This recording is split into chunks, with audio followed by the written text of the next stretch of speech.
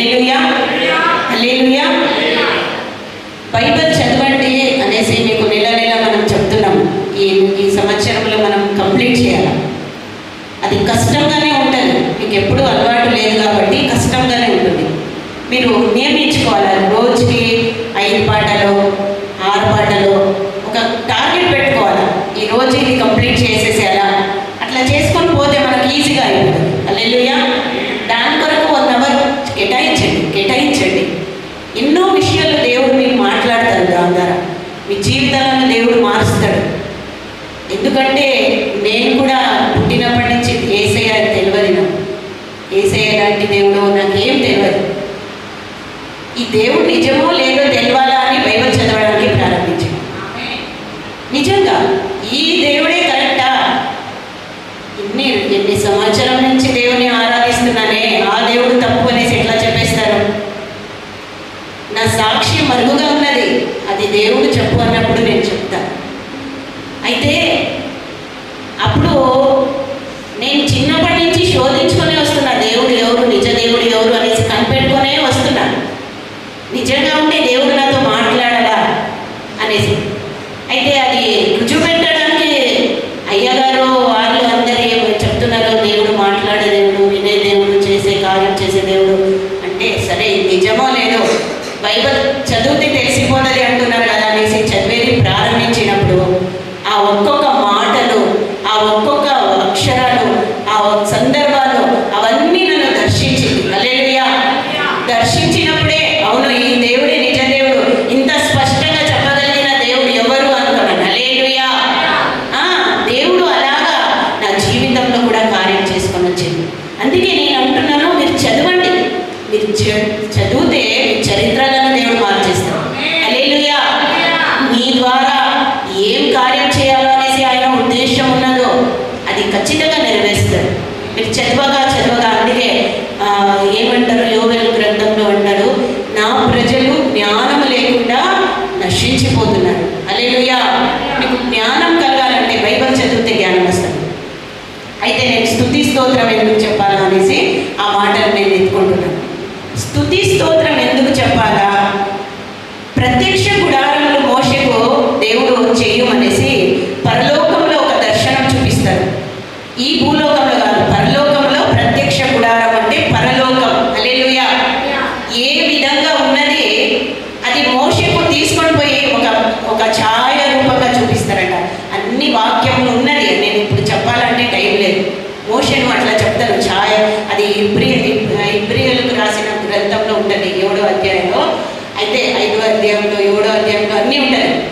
చూపించినప్పుడు ఈ విధంగా ఉండాలా, ఈ ప్రత్యక్ష గుడారం, ఇది అతి పరిశుద్ధ స్థలము, ఇక్కడ నేను ఉంటాను, దేవుని సింహాసనం ఉంటుంది, ఇక్కడ పరిశుద్ధ స్థలము, అది ఆవరణము. హల్లెలూయా. ఇలాగ అంతా చూపించినప్పుడు దేవుడు ఏమంటారు మోషేకు, ఈ ప్రత్యక్ష గుడారంలో నువ్వు బలి అర్పించాలా అంట. హల్లెలూయా. బలి అర్పించాలంటే నీ ప్రజలకు వాళ్ళ చేతిలో ఏమేమవుతుందో, గొర్రెలు, మేకలు, పావురము. హల్లెలూయా, హల్లెలూయా. చెప్తాం హల్లెలూయా. అర్థమవుతుందా? నేను చెప్పే మాటలు అర్థమవుతుందా? అంటే నేను మీకు అర్థమైనట్లుగా చెప్తాను. ఈ ఆరాధన ఒక ప్రత్యక్ష గుడారం లాంటిది. హల్లెలూయా. దేవుడు ఈ మందిరంలో అందుకే కట్టు అనేసి చెప్పిండు, ఇది ప్రత్యక్ష గుడారము లాగా, ఇది అతి పరిశుద్ధ స్థలం. ఇక్కడ దేవాది దేవుడు దిగి మాట్లాడతారనమాట.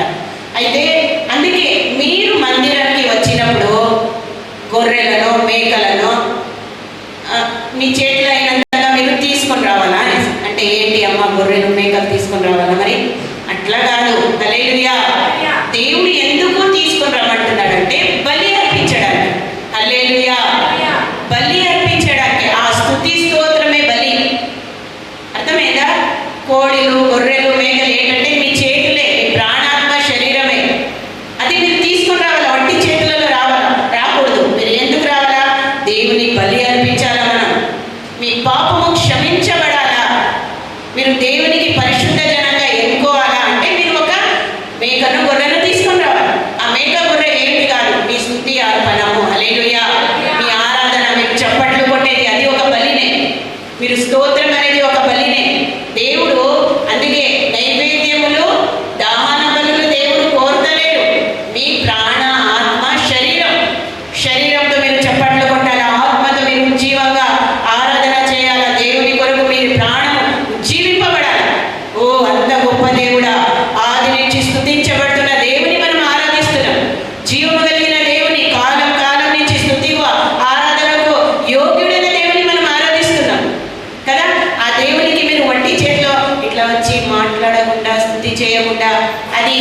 సజీవులని ఆరాధిస్తారు. హల్లెలూయా.